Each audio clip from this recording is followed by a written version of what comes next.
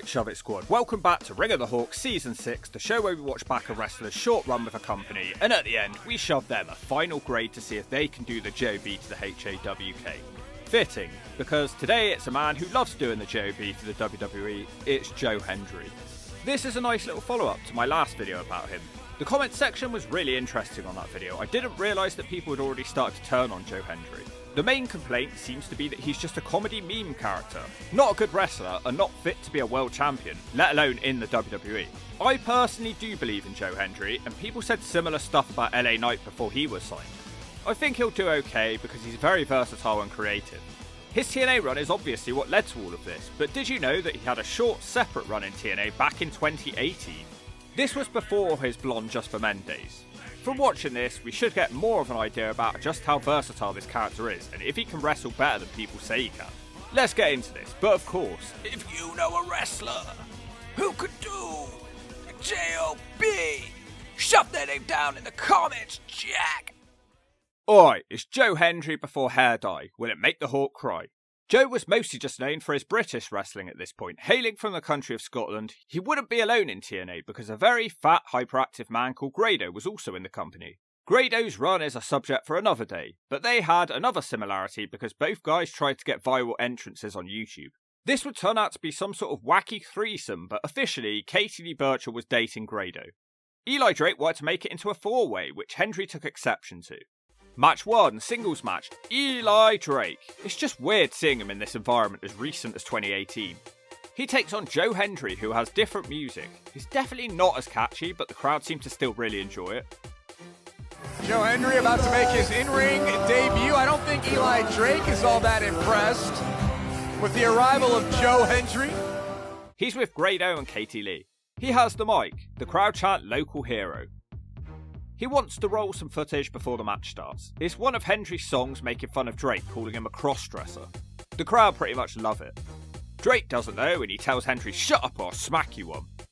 Eli Drake doesn't know who Joe Hendry is. He hits shoulders in the corner. Hendry is fine and he hits a knee to the head and a suplex. He misses his next attack and Drake net breakers him. He keeps going with a guillotine leg drop. Hendry is really struggling here. He eventually comes back with smacks and the third net breaker of the match. It's Eli Drake who's struggling now and Hendry DDTs him for a 2. Eli manages to slip out of the sack of shit and just about nails a power slam pretty close. No pin is made, instead he tries the gravy train. Hendry reverses that into the pin and that's the 3. That's a pretty big first win for Hendry as Eli Drake was a former TNA World Heavyweight Champion. Hendry celebrates with Katie Lee and Grado looks confused. The segment as a whole was a good way to start out and I'd give it a C, it was just missing a bit of energy. Match 2, tag match. Grado and Joe Hendry take on Eli Drake and Trevor Lee, who makes the girls pee. Grado starts the match, so it sucks. Actually, Joe Hendry doesn't even get tagged into this damn match. He's too distracted by Katie Lee Burchill. Whilst he's tending to her, or whatever people have to do to their women, Eli Drake beats Grado with the gravy train. It's an S. Match 3, singles match. Eli Drake with Caleb Conley and Trevor Lee, and they take on Hendry, who again has produced another music video to take down Eli Drake. It's not even funny this time, and there wasn't a single good line in it. Maybe he was rushed in production. God damn it, these people are so wacky. This time it's Drake with a better start until a Hendry backslide and the match turns. Drake slips out of a net breaker and hits one of his own. Somehow they almost botch a sunset flip. Hendry hits some strikes and a net breaker, but Drake stirs energy, so Hendry slips between his legs and hits a DDT. Hendry also has to deal with the Cult of P. There's confusion and chaos and Hendry is shoved into Grado on the ring apron and he's just rolled up. It's over. Not good, he looked like a jobber here, it's an S. Match 4, explosion. Tyson Dux takes on Joe Hendry with his little gang of dogs. Hendry hits a snapmare and a knee to the face. It's all Hendry until Tyson Dux schoolboy slams him into the corner. The crowd goes silent in awe, but never mind, we're doing an advert break. Back for the break and Tyson continues winning. He puts on a submission until he's thrown away with a Joe Hendry suplex. He's all fired up now with punches, a neck breaker, and also the devastating DDT. It looks like it's almost over, but from out of nowhere, Tyson hits a Saito suplex. Also out of nowhere, Hendry goes twisting and slipping into an ankle lock submission for like a second. Nice transition though. Hendry moves on to miss a charge and Dux German suplexes him. Dux also misses an attack and Hendry quickly fall away slams him for the 3. Best match so far, and the kid ignoring Grado made it even funnier. He probably thought that Grado was just a very fat fan. It's a C. Match 5, tag match. The Desi Hit Squad take on Hendry and Grado. Hendry enters to a new song about platonic love. He admits that he does love Katie Lee, but only as a friend. We start some double teaming. Hendry and Grado hit double back elbows into a dancing double elbow drop. Hendry gets a 1 count on a sunset flip and another one on a roll up. He takes down Rahit with a judo throw, not something we've really seen from Joe. He also hits a suplex for a 2 before tagging Grado. Hendry returns with a running knee to Raju and he catches Singh's dive, but he's saved by Raju.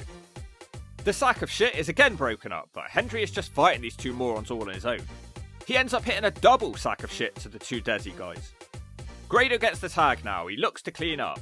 Hendry is taken off the apron though and Grado is quickly beaten with a knee to the noggin and the sky high. The story here is that Grado is too much of a jobber and he's holding back Joe Hendry. Katie Lee gets the mic and calls him an embarrassing jobber. She says she doesn't love him, which makes Grado burp with anger. She says that she loves Joe Hendry and plants a kiss on him. Hendry actually rejects her and says he only loves her in a platonic way and Grado is his best friend. So he chooses Grado over her. What a touching story. It's bros before hoes, I guess. I also guess it's a D. Match 6, Impact Wrestling vs World of Sport. Eli Drake vs Joe Hendry. Hendry sings a bunch of songs on his way to the ring, but it's kind of ad-libbed. As the match starts, Drake keeps getting outpaced as Joe goes between his legs and hits a snapmare. They fight around the ring in the darkness. Joe brings him back to the ring with a 2 count roll-up. Drake dodges his splash in the corner and hits the neckbreaker. The Eli Drake elbow connects. Hendry desperately tries to come back but gets another neckbreaker. And another neckbreaker. This move is like the modern day cutter for these two. I'm struggling to stay awake here. Hendry finally fires up and hits guess what? Of course, a neckbreaker. Even the commentary team laugh at this. Joe Hendry also hits the DDT for a 2. Sort of randomly, Joe Hendry puts on an ankle lock. They have been talking him up as a submission specialist, but I have not seen any of that. It doesn't work anyway as Drake tries a comeback which fails and he's thrown with the sack of shit. Drake kicks out and hits a jawbreaker. He also tries the gravy train. Wow, we've been here before. Hendry rolls the move into a pin for the 3. Very boring and slow. The move variation is worse than modern day. It's a D. Match 7. Final match. Murder Clown with Katie Lee Burchill takes on Joe Hendry. I'm assuming this is the final match because the clown lived up to his name. Joe does one of his songs about how Katie Lee is obsessed with murderous clowns. Again, it felt a bit rushed. It had no funny lines. Hendry desperately beats on the clown in the corner before he's shoved off. Hendry then dodges a big boot and hits a knee to the noggin. Both guys clothesline each other at the same time, but it only really hurts Hendry. Murder Clown gets him in the Tree of Woe and hits a running dropkick. Nothing's really happening here. It's very slow. The clown hits a bad looking scoop slam but misses his squashing attack. Hendry actually, quite impressively, gets the big man up for the sack of shit. He can't follow that move up though and he's smacked in the corner and the clown hits a top rope splash to finish off Joe Hendry. The clown isn't done after the match though and he also splashes him for a table, I guess to write him off telly. A D for getting a very fat clown up for a slam, but apart from that, not much to say. Game over. After this, Joe Hendry was released and he went on to sign with Ring of Honor before returning to TNA. Kind of a weird TNA run here in the fact that it was really short but had a storyline running throughout. The story of Joe Hendry not being a simp.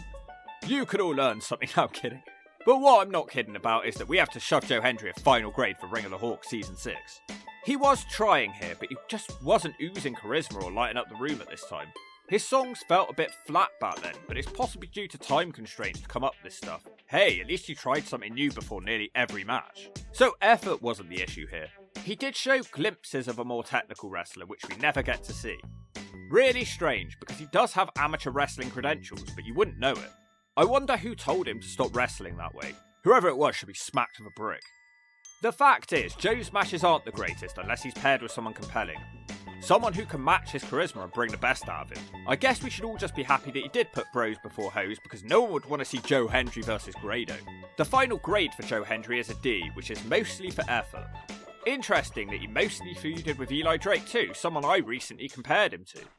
I still don't see a whole lot of difference between them except Drake is better at live promos and Hendry is probably more creative. There was not really too much to get excited about in this video though, but despite that, I still believe. And if you don't agree with that, it's more than you'll ever achieve.